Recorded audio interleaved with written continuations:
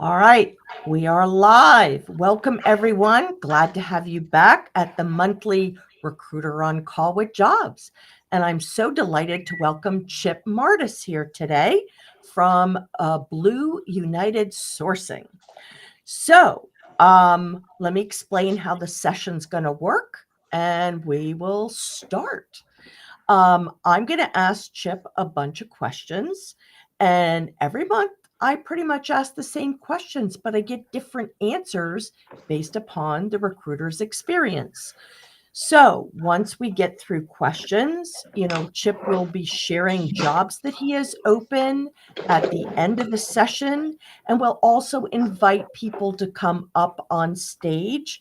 And I have the wonderful Merrill Cass, who is, I don't know how he makes all these events, but he does, and he has the link to invite everybody up on stage when I give him the go. So, little bit about me. I wear a couple different hats. I write resumes, LinkedIn profiles, and I focus on keywords.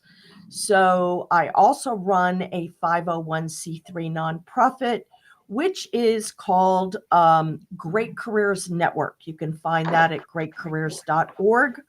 And we run, at this point in time, 18 to 25 events a month, mostly virtually. So we have people come from all over the place, and they can be appropriate for job seekers, for entrepreneurs, small businesses, solopreneurs, people who are employed, veterans and mil spouses, students. It's basically career education. It's for career professionals, whether you are a beginner or a middle or end of seasoned person in your career. So that's what I do. And I'm also on the Thought Leadership Branding Club's leadership team. And that is a co-sponsor here. So thoughtleadershipbranding.club. Check that out because they've got great events. In fact, I will be at one at 4:00 today. So on my LinkedIn profile, right underneath my headline, you will see more gobsmacking resources, and that's where you can catch me and all the places where I'm at. I also write a LinkedIn newsletter, just launching Substack, and I've got over 9,000 subscribers on my newsletter. So that's me in a nutshell. Now, for the most important person is our guest. Chip, tell us about yourself. Where are you from, and how long have you been a recruiter? Oh, good deal. Thank you, Lynn, and really do appreciate everything you're doing for all us folks who need jobs, need opportunities, and taking care of the great people out here. So it's really wonderful what you do. My story is pretty short and sweet. Overwhelmingly, it's nation. This is nationwide, but you're based in Philadelphia, correct? Yes. Okay, so I have a very near and dear place in my heart for Philadelphia. I was there for 10 years, up to about 5 years ago. I lived up in the Bucks County area and worked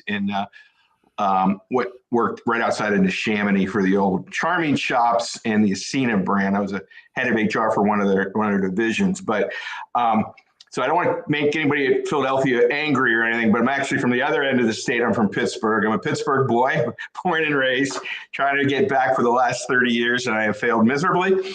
But I was raised there, and when I went through school on an Army scholarship and spent the 7 years active duty in the military, and when I got out, I decided that I would really like to continue to work in my chosen arena. That was logistics. I was a transportation corps officer, and I was very fortunate to get on board with a company that was very supportive of military, junior military officers and NCOs and enlisted guys.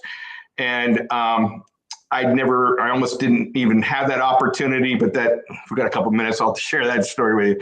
But anyways, every place I went, I made it a real priority to put our veterans and our military spouses to work. And we can get into that as well. But I did 35 years roughly in corporate HR, primarily in fashion retail. My wife says, you can't even dress yourself, so how the heck did you ever work in fashion retail? And I find it very hard to believe. But I loved every gosh darn minute of it. And the last 4 years, corporate America, it affects everybody, guys. The recessions, the mergers, and the retail is kind of a crap show right now. I got downsized twice in a period of 4 years. And at the ripe old age of 59, I said, you know what? I'm tired of being dictated to. I'm going to go ahead and believe in myself. And it's a hell of a time to become a, quote, entrepreneur, but I threw out my shingle and here we are today. So that brings us up to modern time. I'm parked in Virginia Beach, Virginia, and I have an active duty military spouse working for me. I actually have 5 military spouses and veterans working for me nationwide, and we also have people in Europe. So our goal at Blue United is to put lots of great people to work. One of the primary focuses is to put veterans and spouses to work within the industry. So that's wonderful. So, I thank you for your service, and all the other folks that you hire, thank them for their service. We just had Veterans Day, so that's why I kind of wanted to highlight a recruiter that also supported veterans and MIL spouses. Yeah. So I volunteer and have for several years for a local organization called dvvc.org. So it's Delaware Valley Veterans Consortium, and it's basically in the tri-state area. So New Jersey, Pennsylvania, and Delaware. So, so you started this company, and right now you're specializing mainly in hiring veterans and MIL spouses, but do you have jobs open to everyone? And what kind of jobs do you typically get? Absolutely. So I was associated with another business partner for 3 years.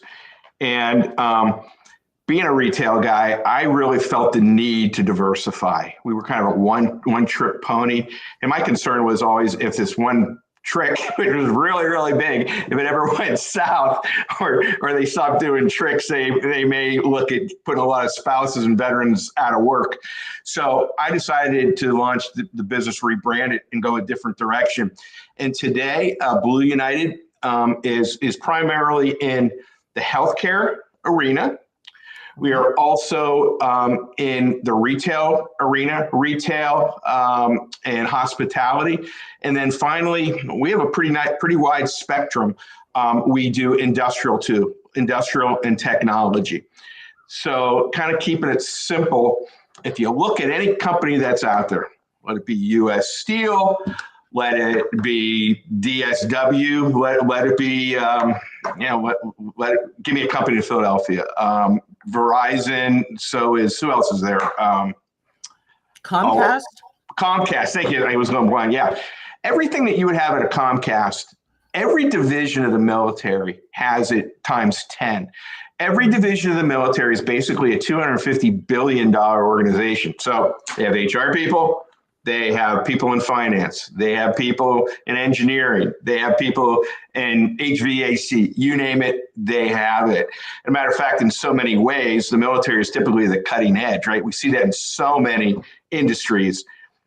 Aviation, just for example, logistics, documentation, IT, it's all cutting edge, right? And it comes out of there. And so many of those lessons we learn, unfortunately, at wartime or in other situations, they come back and they integrate it into the civilian sector. So I don't do a lot of things great, but I'm a pretty darn good recruiter, and I love connecting people. And we can find folks, again, not only in the military, but from the civilian community as well. And I also just want to throw this out at you too. The military is a great talent pool that people don't really know about it, but the talent pool in the military is also reflective of society. So you have to be, my words in terms of finding the best talent, discriminating, look at the best persons you could potentially find for talent, right? You have to do the same thing with the military. So just because you come out of the military, it's to be recognized because they're typically they do it for a real great purpose. But you have to work just as hard to find great talent in the military as you do across all boards. Yeah, I'm sure you've experienced how the promotions happen, right? Yeah. You've got leadership skills, you've got logistics, supply chain skills, Mhm. and you've got major teamwork skills. Yeah, absolutely. Right? Absolutely. Yeah. So it's kind of a weird job world out there right now. What do you see as the trends that are happening in the hiring landscape? And, what do you see happening out there?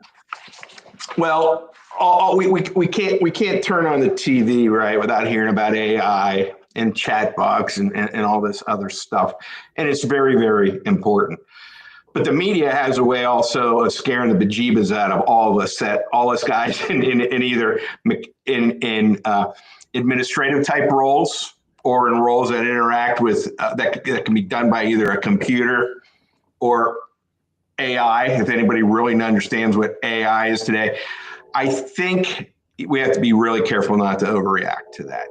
Yes, there's going to be streamlining. Okay, we go through this every 15, 20 years. We see that, right?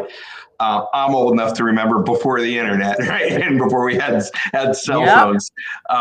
When you had dealt with faxes, or you put something in a FedEx container, or a runner would take it across the street in Philadelphia to go ahead and get into a marketing department. We roll, we change, we adapt to whatever the scenario is. And I guess if there's one thing that I could throw out there, don't overreact to everything. If they're all saying that there's going to be, hundreds of thousands of jobs lost, well, there's going to be hundreds of thousands of jobs that are going to be created in a different arena. So like we always taught, no matter what career field where you were, you needed to be able to be flexible and be able to pivot. I guess the word that I would say to the folks that are on there is be flexible and be able to pivot, have a lot of confidence in yourself. But with that, I think what you can probably do as you position yourself is to be as authentic as you can. People very much want to do what kind of skill set or what kind of value can you add to the company, to my company I'm looking for.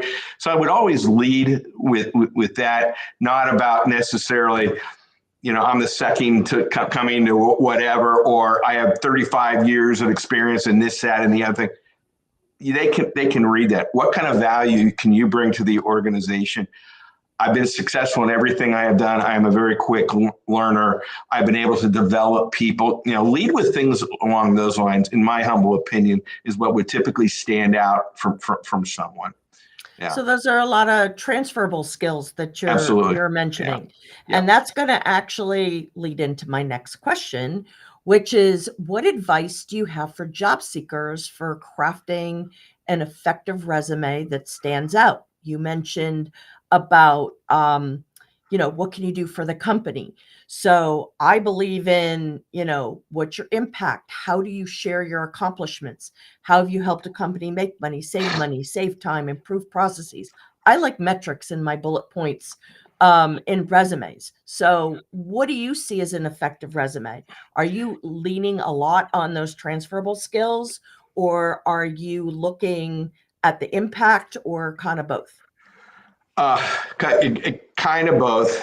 I will tell you, there's all kind of different numbers out there, right? You hear that the average recruiter, the average headhunter, the average director of recruiting spends 69 seconds on each and every resume. I guess the one thing, and again, I have hired thousands of people, and I've looked at probably tens of thousands of resumes.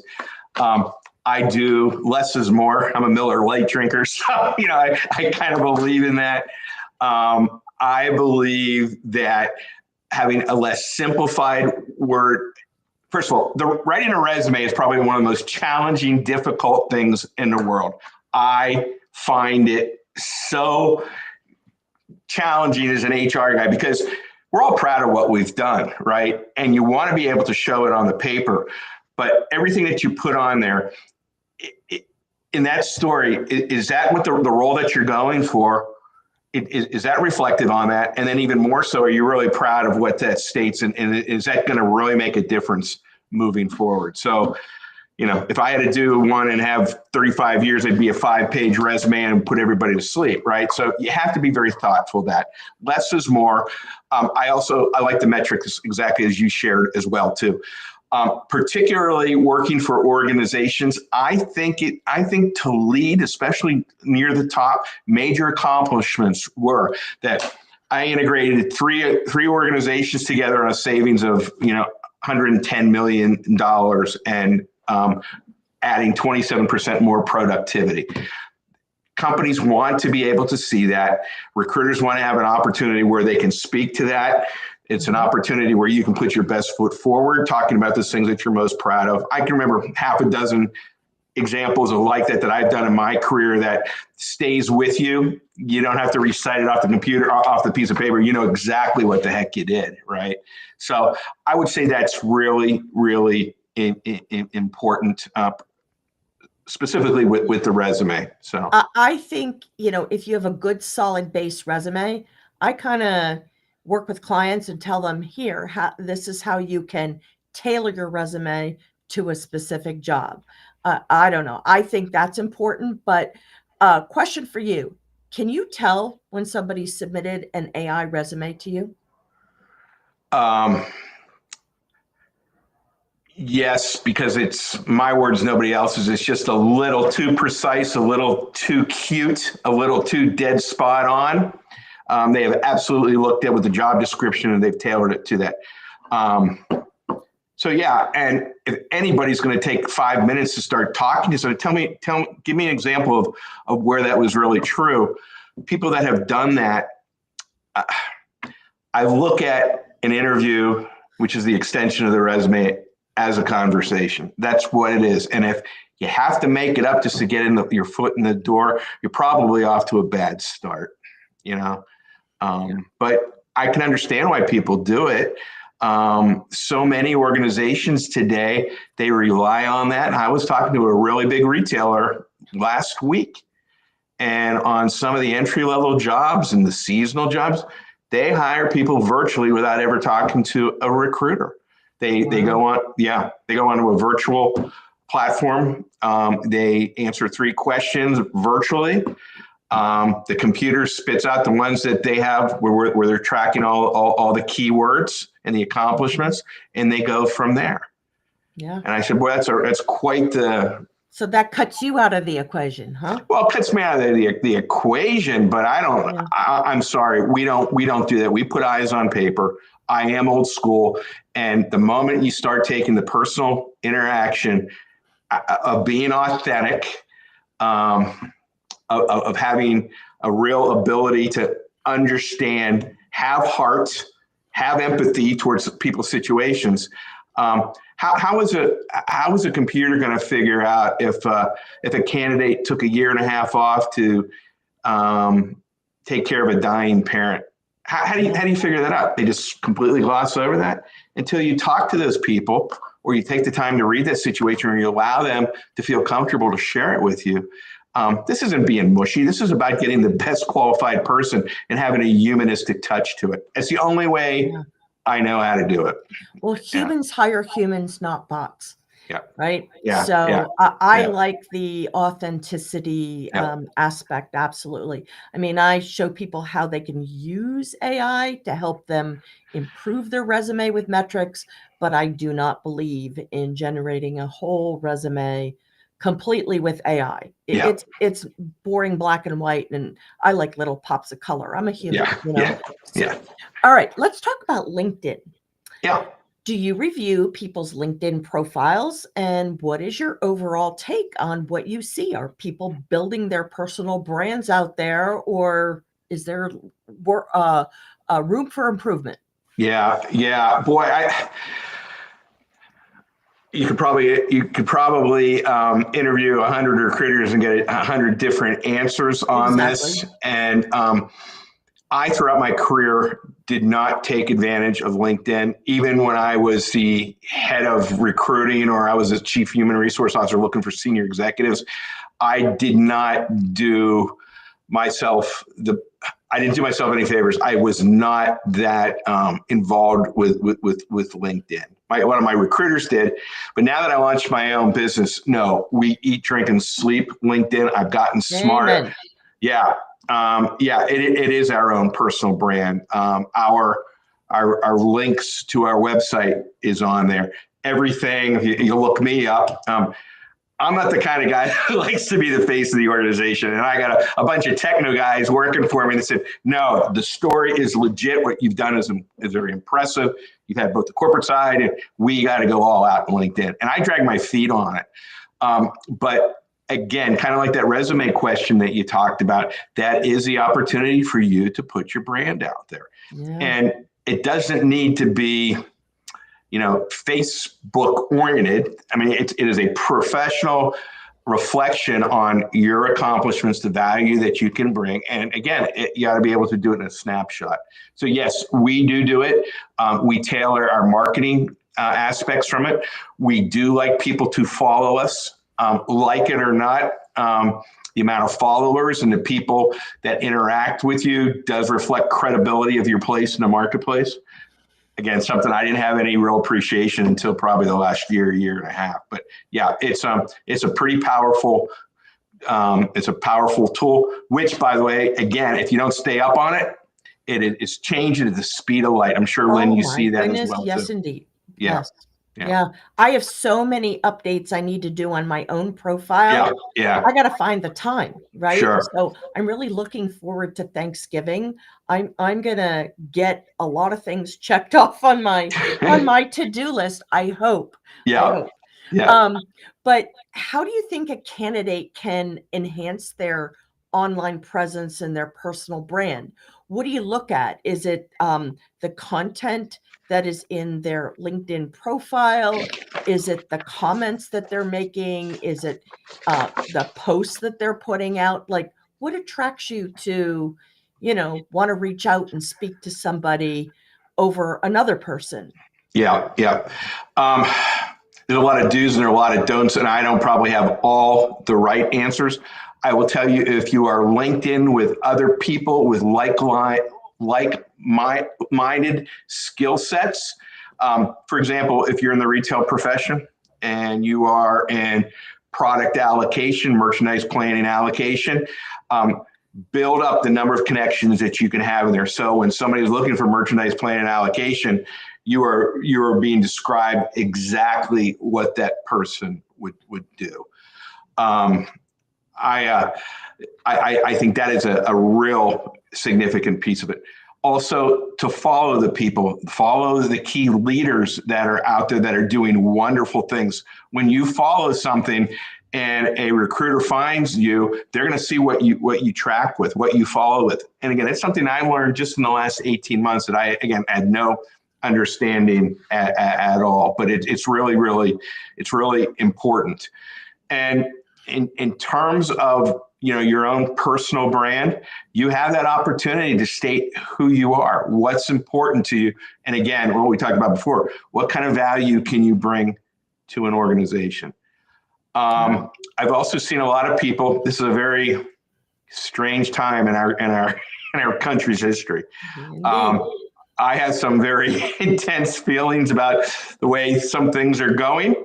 But I don't have a lot of tact in a lot of things. But one thing I do not do, I do not comment on what my political beliefs are or my religious beliefs are. You really want to, but I leave it for, if I see a LinkedIn perspective on the Philadelphia Eagles or the Pittsburgh Steelers, I'll leave it at that. We're just not going to get you in trouble. But go Birds! Sorry, but I mean, people just make snap decisions. I grabbed a t-shirt or sweatshirt today, and I had my Penn State shirt on, and I'm going, I could have 25 people from Drexel on here. They're not going to want to listen to my, they're going to make a decision based on the shirt I have on. So people are very judgmental when it comes to that, but that is something very serious. Watch what you're leaving. Yeah. LinkedIn's user agreement to do political type posts. So yeah, you just definitely want to steer clear of that.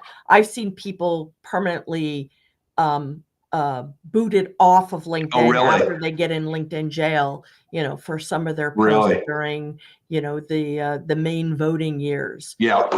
Yeah. Yeah. So, I do like an occasional fun meme on Facebook, Oh, but, sure. Yeah. it's good to have laughs. Laughter is great. But let's talk about interviewing now. So, how can job seekers best prepare for interviews as a candidate that you're going to submit them for a job? And do you assist them with any interview preparation? I do I do if they have expressed interest, if they get past the screening phase. We go all out. We do information sessions after the initial screen. I know it sounds a little backwards on it, but we like to see the people first present themselves. And then when we're creating a cohort or a group to go into something, we will pull the group together and share a common perspective that we will do on that. I think people who really care about how they're going to come across an interview when they get that first interview have a tendency in a lot of ways to get extremely nervous, to psych themselves out. We've all been there. I've been there. That's for darn sure. And I do everything I can to relax them and put them in a situation where they can be the best that they can be. They can be the genuine article and be comfortable going into, not cocky, but comfortable and confident in their ability. And I think we do a really nice job. And I teach that with my recruiting team as well. I have always shared with people. I used to recruit a ton of young people coming right out of college. Literally, that was one of my first jobs in corporate America when I got into HR. And the first thing I did was calm them down. Take a deep breath, man. We're having a conversation. How about those Buffalo Bills? That's how you would do it, right? And try to relax them. So let's get your head straight around it. It's not a life-defining moment. If you get the job and you want the job, it's all gravy. If you don't, you're no worse off than you were before you started. So I try to get really big on the headset. So you mentioned, how about those Buffalo Bills? But in LinkedIn profiles, I don't like paragraphs in the about section. My eyes glaze over. Yep. I want short and sweet. I want to see emojis. I want to see bullet points. I want to see white space. And something I always have my clients do is called icebreakers. So, these are like 5 or 6 personal interests that they can put in. And, it's a way of people reaching out and say, hey, I see you have soccer on your LinkedIn profile. Do you play or do you watch? And if you watch, who's your favorite team, right? It's a way of rapport building and starting a conversation. So I think, you need to put a little personal interest information in your about section because you never know. I mean, it's the bringing the comfort level so that you're starting a conversation. It's not you're grilling for an interview. It's just puts them at ease. 1,000%. And if you are putting them in an environment where they're going to be comfortable, they're going to tell you, they're going to open up, they're going to let their guard down, they're going to share with you what is really important with you. And typically people do like to talk, especially if they have a comfortable rapport, right? And I'll just tell a real quick story. We're going back 10 years ago, did go to Penn State, and he was an aerospace engineer. And he was nervous as all get out, as all 21-year-old kids are coming out of school, and he wanted a job. And the economy wasn't great. And he had been provided an opportunity to interview with the Department of Defense. And so he says, hey, Dad, you've had a couple of interviews. Give me some pointers on what you do. And Lynn, just as you just shared, you're having a conversation. Don't freak out. Talk from the heart. I go, and you know what? Every now and then you're gonna share with somebody a similar interest. Well, wouldn't you know, the very first guy he gets recruiting nuclear engineers says, so RJ, tell me about what you're most proud of. he looks about it, and he's just come out of Penn State honors, the whole damn thing, right? And he goes, I made my high school baseball team. And he goes, that's interesting. That's what you're most proud of? Yeah. I go, we had 1,100 kids in a graduating class. I was the slowest kid in the school.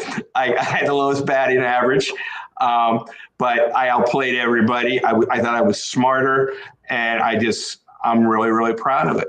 And the guy who he was interviewing had played AAA baseball. Oh, and wow. That's what got, and then to this day, he still tells people what he's most proud of is making his high school baseball team. Well, this kid's now the director of the launch for Jeff Bezos out in the middle of Texas. So, so talking about what you've done in life, the connections, the personal connections, you just don't know where it's going to take you. And don't be afraid of talking about it. Exactly. So what are the top interview questions that people should be able to answer? I like to present questions that are not a yes or no answer, and I like it to be very much tailored to specific circumstances. So tell me about a time when things are not going well and you jumped in and turned things around. So very situational awareness types of situations. Give me an example where you had frustration with a coworker. This is real life stuff. You can't make it up. If you do make it up, you're gonna the interviewer is gonna take you down into an alley or a lane someplace, right? Those are the kinds of questions I like. I have no time for the recruiter gets cute and says, if you were an elephant, what color elephant would you be? I'm not smart enough to get all that out, but I'm not sure where all that stuff comes from. But I think it's kind of nonsense. But I love situational awareness types of questions where you can specifically talk about experiences in the workplace or out of the workplace that applies to you. So I call what you just said behavioral interview questions. Behavioral interviews. Yep. Yeah. So I wrote a very comprehensive article on that, and I just put in the chat, my little tips for the about section and my star stories and tips for behavioral interview questions. So hopefully that helps somebody out there. Yeah, that's great. All right. Let's talk about skills. So, according to the World Economic Forum, there's going to be 170 million jobs created over the next decade. So, from the research that I've done, and I've contributed to, some other article writers' articles, AI is not a nice to have anymore. It's a must have. Must have. So let's talk about what are the most sought after skills and qualifications in candidates right now, and throw in your thoughts on AI. I'm going to repeat what I said about 30 minutes ago. I know enough about to be dangerous. All right. I know it is a factor that is going to make life easier, quicker, faster. It's kind of like going from the propeller age to the jet age, right? Twice at the speed of sound. And our expectations from our workers and everything are going to go right along with it. So I'm going to be maybe a little more specific in terms of the soft skills and the soft perspective. You are going to have to be adaptive.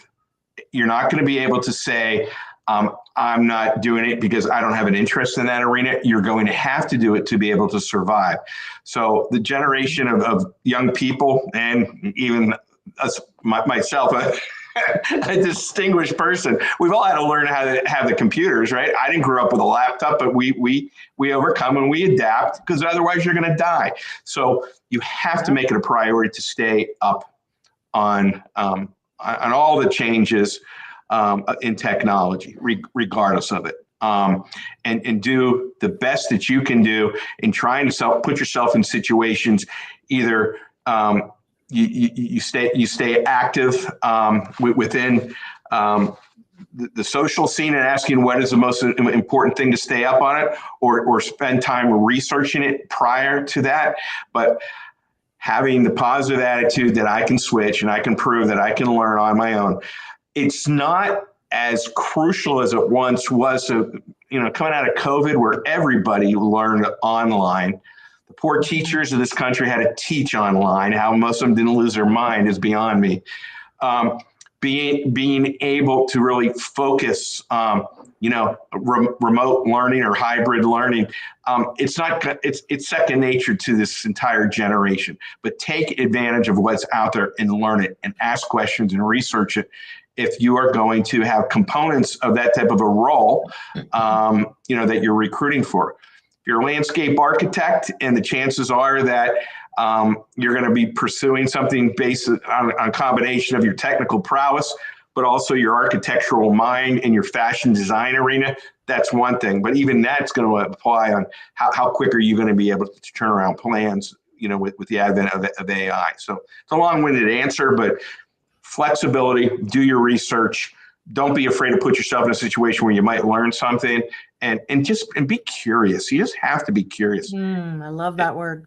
It's spoon fed to us. It's right there in front of us. It's not like 30 years ago where you had to go to, you had to go to the encyclopedia and look it up. It's right there in front of you. I don't know how I ever built a thing or fixed a thing without YouTube. I really don't. I eat, drink, and sleep it, and it's probably the second greatest invention in the world. I've never been steered wrong by it.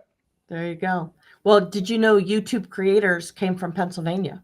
Yeah, I did. Actually, I did know that. Yeah, it's crazy. Yeah. So, you mentioned, hey, learn it on your own. There is a word for that, in case you didn't know. It's called autodidactic. I did not know that. Autodidactic. Yeah. Okay. Autodidactic. I'll take that back to the team. All right. Okay. So, the other thing is I really applaud people who attend these sessions and go to other workshops and learn, because it just shows that you're a lifelong learner. You can always pick up new tips from, different speakers. Everybody has their area of expertise, and subject matter expertise. So as a career coach, I'm not exactly a career coach. I'm a resume writer, LinkedIn profile writer, and I'm all about the keywords because I'm a little bit of a WordPress geek. I wrote a chapter in a book with Dick Bowles, the author of What Colors Your Parachute, on the applicant tracking system. And then just, the decade plus that I've been on LinkedIn, I've learned an awful lot. So that's my tunnel and and my comfort zone.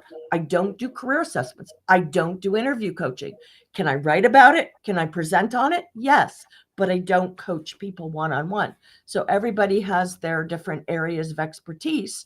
So if I have a client who needed interview coaching, and I said, well, here's 3 people that I recommend, or actually 4 people that I recommend. Reach out and see which one, fits you the best. So I'm not going to do that, but I'll refer people to who have those specialties. So you mentioned curiosity. You mentioned being flexible and adaptable.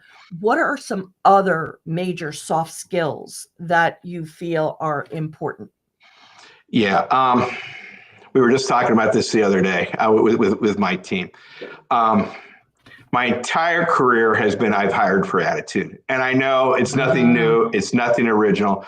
But every person who's ever listening to this, or Lynn or myself, one thing that we can do is each and every day show up with our own attitude, right? I used to tell my soldiers, I used to tell my associates work, and probably not too many HR people ever did this, but I did, and I never had an issue with it. If you're having a really, really crappy day, or if you have had a really bad weekend and you're suffering from a little overindulgence, do me a favor, stay home. Stay home. Don't bring everybody else down. Don't drag your productivity with everyone. All right. Show up your best. And you truly can do that. And if you're having a bad day, be self-aware of who you are, that you're not, amplifying that situation and having a negative impact on others. It's just really, really important. I think the flexibility and being able to demonstrate, No, hey, Chip, I really need for you to do this. And you think you go 1001, but I don't know what the heck that is, but I'm willing to show the boss that I'm going to try doing it. That's what leaders, that's what managers want to see. They want to see somebody who's willing to put their best foot forward, be the best that they can be. And here's a problem. I've thought this problem through. This is an example of how I think we can solution this problem. But you don't walk in the boss's office complaining about this without an answer or a remedy for this problem. And then conversely, I think if you're the manager, what's a manager's job to do, right? Is to eliminate obstacles so our people can do their work. So it's, it both goes hand in hand. But flexibility, showing up with a great a great attitude, and put yourself in the best position where you can be the best you can be, I think is really, really important. I'm going to share my most favorite attitude quote, and maybe this is where you got this from. This is from a pastor in California, Charles Swindoll. Says, "The longer I live, the more I realize the impact of attitude on life. Attitude to me is more important than facts. It's more important than the past, than education, than money, than circumstances, than failures, than successes, than what people think, say, or do. It's more important than appearance, giftedness, or skill. It will make or break a company, a church, or we could say a religious organization, to be more inclusive, a home. The remarkable thing is we have a choice every day regarding the attitude we embrace for that day. We cannot change our past. We cannot change the fact that people will act in a certain way. We cannot change the inevitable. The only thing we can do is play the one string we have, and that is our attitude. I am convinced that life is 10% what happens to me and 90% how I react to it. Yeah. And so it is with you. We are in charge of our attitudes. Yeah. Very true. All right. I'm going to take a quick commercial break here. And again, for people who maybe jumped in a little bit late, I run greatcareers.org, which is a 501c3 nonprofit. We bring to you 18 to 25 events a month so far in this year. I may change things up and tweak it, and maybe less is more. I might do that in 2026. But we still bring, great value and great speakers. And you can, go to our events page, our membership page. We can't survive without members and donors. So, we appreciate all the people who have been with us over the years. We have a lot of recurring members, including some people that I saw are chiming in on this call. So also, I'm involved in the Thought Leadership Branding.club, who is the other co-sponsor of this event and puts out the promotional materials. So it's a community mainly for small business owners and entrepreneurs and career coaches and whatnot. But what they offer definitely has a lot of value even to job seekers, if that's who's mainly in our audience today. So there's a lot of career coaches that give their time and talent in sharing things on Clubhouse, on Zoom. They have their own offerings and whatnot. So take advantage of checking that out. It's a community I've been in almost 5 years. So come January, it'll be 5 years. So let's talk about the job openings you have. And then, Meryl, if you would like to put the link in the chat as to how people can jump on and come up on the stage. I will, if they jump on, then I will invite them up after we hear about Chip's jobs. So take it away, Chip. Well, we fill jobs that people recognize that we can fill. So this is the piece of action that part of being a business owner, you've got to chase the opportunities, and you have to do your best job of convincing organizations that I can fill these jobs. So as I shared with you earlier, we recruit nationwide. Our focus primarily is on military candidates, both vets and spouses, but we recruit from everyone. Our major arena right now is the healthcare organizations. I have never done federal contracting before, and one of the pieces that I thought looked extremely with a high level of potential to put a lot of people to work were going in and chasing some of these federal contractors. With the breakdown or the shutdown, I've been kind of put on hold the last 6 to 8 weeks, but we're coming back. But to answer your question, we go ahead and we subcontract with the primary contractors that have won these federal contractors. And what we provide in the medical field is that we have open jobs in the nursing arena, both RNs, LPNs, the physician's assistants, the medical assistants, and then they have a category that's also known as allied. And allied, if anybody's in the medical field knows what those are. Those are the phlebotomists. These are the radiology techs. These are all the secondary, I don't want to say non-professional, but those are specific skill sets that you go to school for and you learn. We are going to have a ton of those coming alive just in the next couple of weeks as these new contracts are presented. But those are the ones that we have open right now. We've also I'm going to check with a couple of my clients who are nurses and see if they're still looking. They were a client several months That's ago, wonderful. but I might connect you with them. Oh, thank you. That's fantastic. Yeah, we've got a couple of really great organizations. It's interesting. I never knew this again until I got into this, but there are a lot of companies out there that their job is to solely secure these contracts. That's how they make their money. But then they will leave the sourcing of the candidates up to third parties. I named the company Blue United Sourcing because I wanted to be more than just a recruiter. I wanted to be able to bring large numbers of people.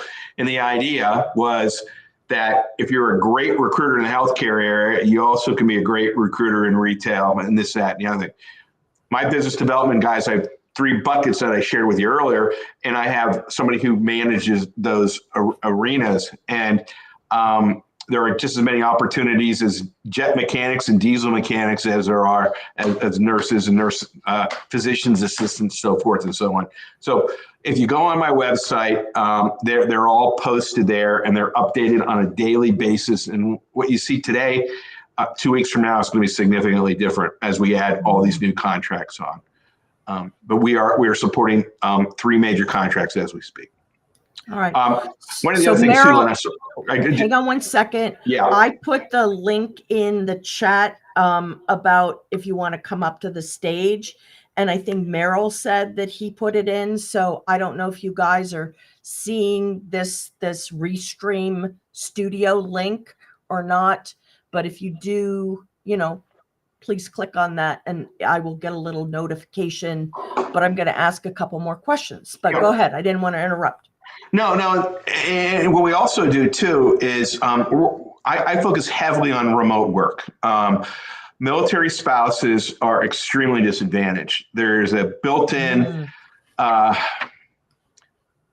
my words, prejudice against them because there's a misinformation out there that they're not flexible. Well, the vast majority of military spouses are some of the most educated, flexible, and responsible mission-oriented group of people that you've ever met. And there's just no employment out in the middle of some of these places where they live.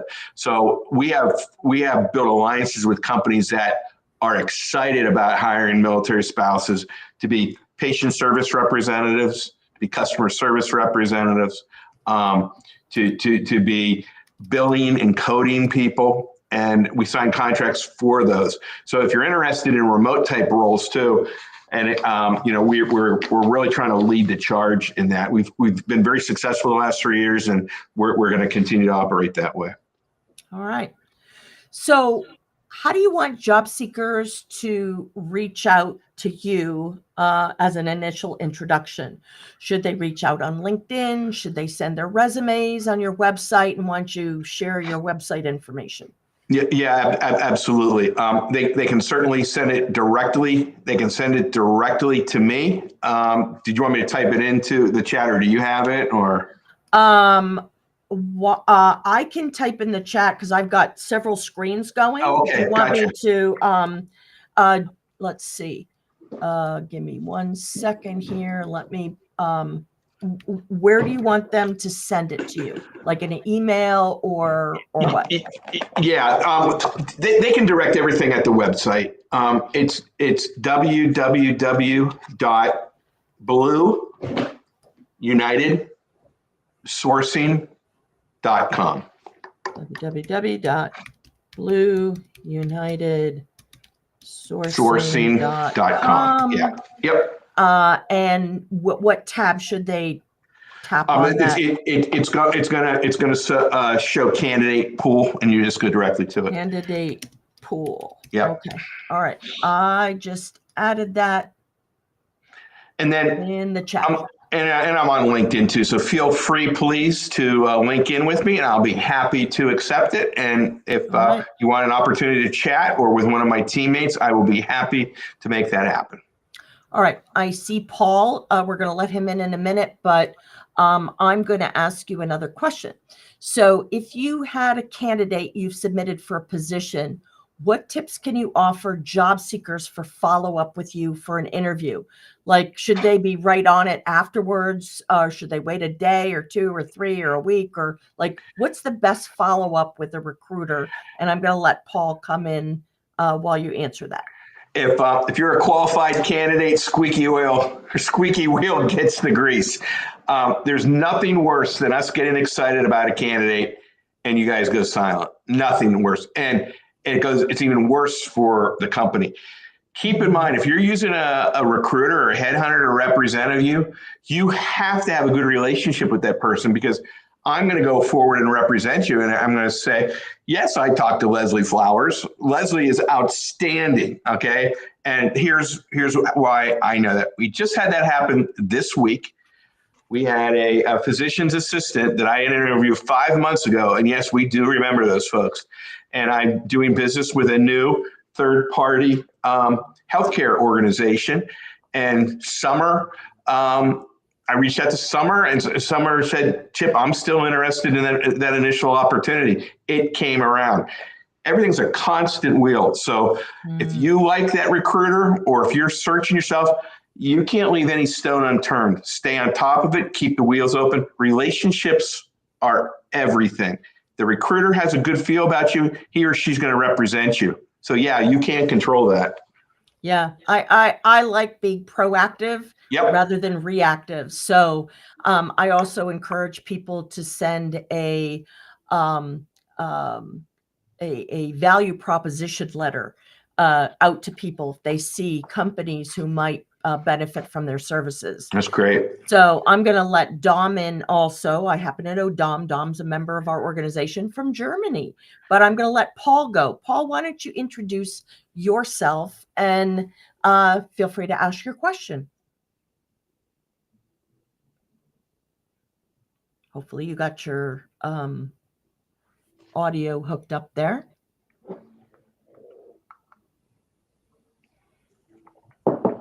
All right, Dom, over to you. You got to unmute, and I'll let you ask your question. Hi, Lynn. Can you hear me? I sure can. How you doing, Dom?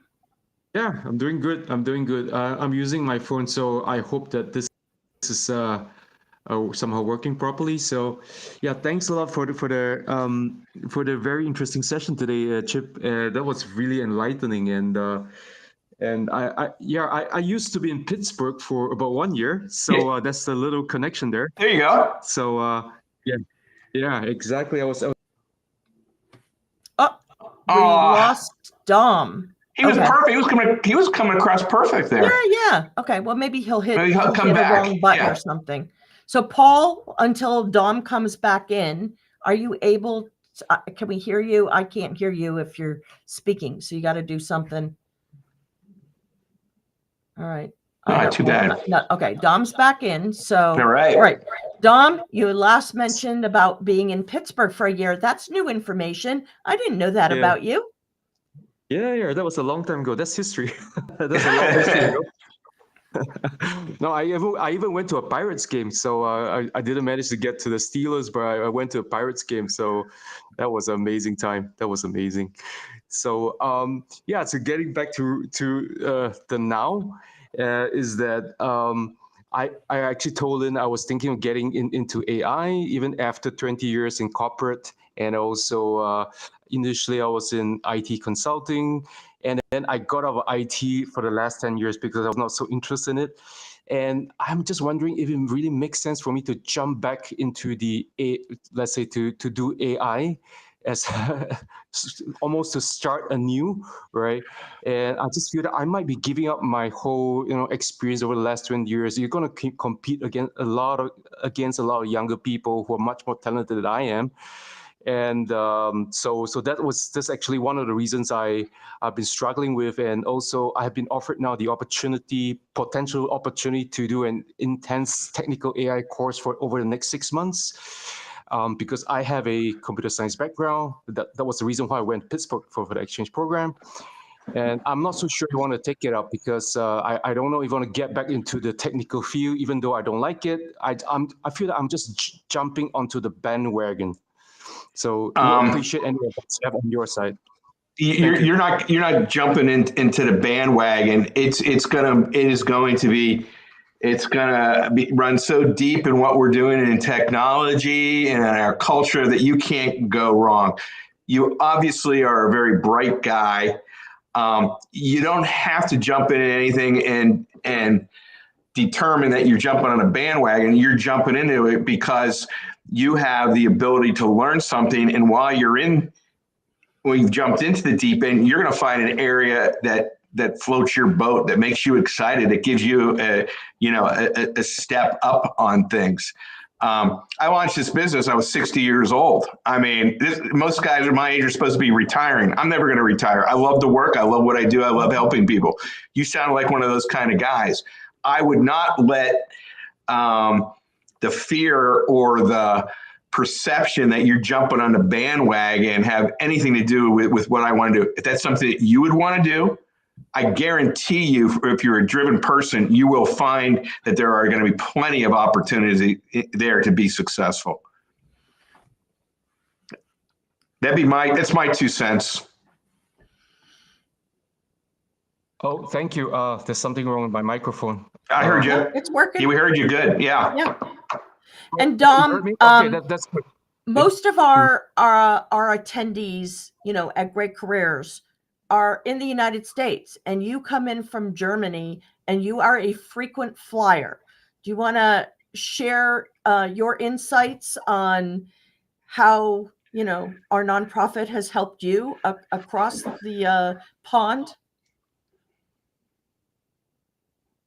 Yeah, sure. I must say that after being in corporate in the same company at a corporate headquarters at a really large German company for 15 years, I had no clue. Can you hear me? Actually? Yes. Okay, so because it states here on the web on the side that my mic is muted, so that's great. So I was really lost, like how do I get started, looking for jobs and so on.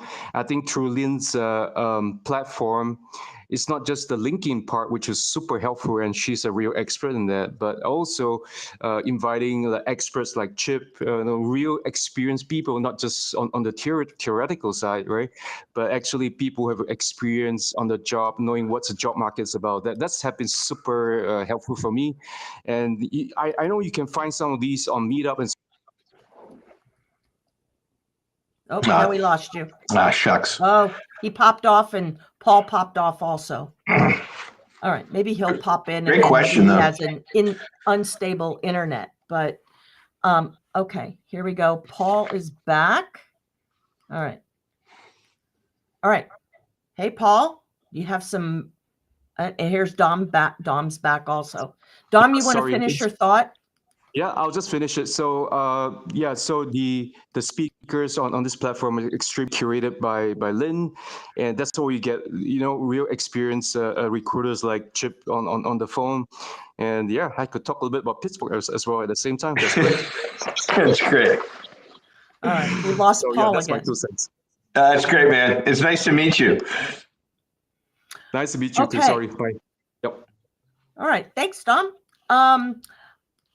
I know we're at time, but I want to wrap up with a couple more questions here. And I don't know if Paul's going to jump back in or not, but is there anything you would like to share that I've not asked? As in me? Yes, yes.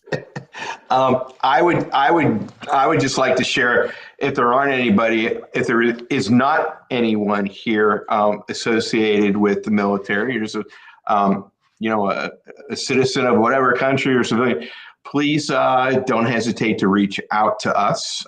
We would be more than happy to be able to support your candidacy, and we'll be brutally honest with you. If we can help you, we can. If we're not, we're really well networked. I think that's really, really important. And like Dom said, you're always learning new ways of doing things. I'm kind of proud to say this. I've probably learned more in the last 18 months launching my own business than in several decades of doing other things. And one of the biggest things I learned was, it's really cool to ask for help. It's not only cool, people like to help other people. And relationships are everything. I belong to a business-to-business resourcing group that follows up with leads and other people that connect with one another. And I didn't really listen very well. They said it's about relationships. Let things grow organically. Don't make it transactional. Well, I never knew what that meant, right? I was always in corporate. I figured if you did a great job of what you were supposed to do, everything would take care of itself. Well, it's not really the way it happens. Build great relationships, follow up on relationships, especially on LinkedIn. LinkedIn is like you're at a party, right? And you reach out to somebody at one party and say, "Hey, I'm Chip. Lynn, really nice to meet you. Thank you so much for connecting." And you build a little bit of a rapport, and you see Lynn again at a party 3 weeks later, and you blow Lynn off because you didn't have anything else to say to Lynn. Well, that's kind of disingenuous. If you make a connection with somebody, you're throwing that opportunity away if you don't stay engaged with them. I personally experienced that. I've heard it from other people, put much more sophisticated manner than what I just did, but it's really true. Take advantage of those relationships. I would not have a business today if it hadn't been for people being kind, being thoughtful, looking out for our demographic, and putting their best foot forward on my behalf. And Lynn, I'm sure you've had the same experience. So. Yeah, sometimes I reach out to people and then they respond like not always right away. Yeah. And I may not have the time to, go back and forth. But, I do what I can. Yep. Running 2 businesses. So we're going to wrap up here. BlueUnitedSourcing.com. And you can connect with Chip on LinkedIn. We put the links in the chat earlier. And again, feel free to reach out to me and say that you were on this call. You will have to click the more button to find the connect button because I have a follow button, or just follow me, either or. And if you go on my LinkedIn profile, right underneath my headline, you will see more gobsmacking resources. And that's my link tree. That's my link of links and where you can find the nonprofit and other things that I do or book a call. So thank you so much for joining me today, Chip. And I hope you get some people reaching out to you, and maybe somebody on this call will be a good fit for one of the roles that you're trying to fill. Wonderful. So I hope you have a wonderful Thanksgiving, everyone, and happy holidays. And you have any last words that you want to share? No, I just thanks for everybody's interest. I hope you found something enjoyable out of it. It came from the heart in my experience, but don't be afraid to engage with people. Don't be afraid to, put yourself out there. I'll leave this last line. A very senior executive that I work with, a multi-millionaire owner of a very large organization, said to me and to all his HR leaders, I'd rather have my HR people fall on their face because they're moving forward than to fall on their backside because they were playing it safe. The worst thing anybody can do when you're seeking a job is to say no or blow you off, all right? And which puts you at no worse situation than you are than sitting on the couch. Take some chances, put yourself out there. It's your attitude, it's your drive, it's your search. You own it. So I guess that's what I could, share with you. All right. Dom, do you have anything you want to say? And then I do have one thought that I want to wrap up. No, Dom pieced out. All right. So here you have a real recruiter. He's authentic. You're listening to him. If you saw my recent 2 LinkedIn newsletter articles, it was all about fake recruiters and fake jobs. And that is running rampant right now. It is. So it's always good, when I have a real person, here's Dom back again. When I have a real person on, that they are an authentic recruiter because you can see the whites of their eyes. Okay, Dom, here you go. Last thought before we peace out here. Yeah, no, it's. I think it's been a great session. I like I said, it's really great to hear what's really on the ground. I was away for 15 years from the real world. I was in my own corporate bubble, and I think hearing this gives me a lot of encouragement, especially from Chip saying I can jump onto the AI train, and it's not just a bandwagon. So it gives me a confidence. I was actually in CMU during that time, but I found that I was actually out of my league. Well, I was actually starting out on AI during that time. I jumped out because, oh no, these guys are too smart for me. So I went complete opposite direction, and but now I feel strange going back again. But you gave me some encouragement, Chip. Thanks a lot. Oh man, you're a smart guy. CMU grad? You gotta be kidding me. You're not gonna have a problem doing anything. No. I was just an exchange student there from Germany. Then I realized that everyone was too smart for me. I was out of my league. I'm sure you held your own, sir. So I love Pittsburgh. I did actually take my daughter there to visit University of Pittsburgh. And it's a really, really cool city.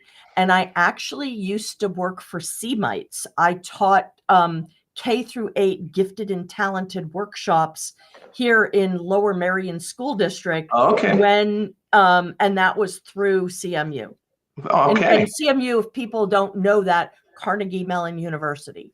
So, and until they closed the program, I was doing that like 7 years, 9 years or something like that. It's somewhere on my LinkedIn profile. Very cool. C-Mites. Yeah. All right. Wow. Well, so much for the Pennsylvania, Pittsburgh, and now Virginia Beach and Germany connections here. So everybody have a great day. Have a great holiday. If you're celebrating Thanksgiving, Dom, you could eat some turkey next Thursday too, right? Why not? I will. I'll get some from here in Germany. All right. Thank you. There you go. Thanks, Take care, guys. everyone. Thanks, Chip. Appreciate Bye-bye. your